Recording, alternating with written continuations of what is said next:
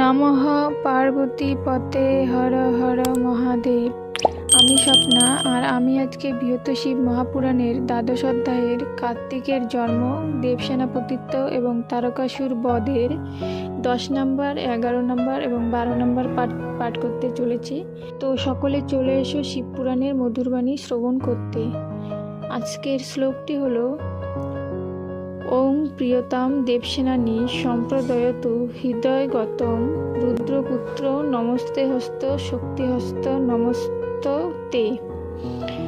শ্লোকটির অনুবাদ আজকে 10 নম্বর পাঠ থেকে পাঠ করব। তো অনুবাদটি হলো: শম্ভুর সমীপে গিয়া করে নিবেদন, হে শম্ভ আপন তেজ তেজহ এখন, আমি এক্ষণে তাহা করিব ধারণ, অতএব বিলম্বের নাহি প্রয়োজন। সেই কালে দেব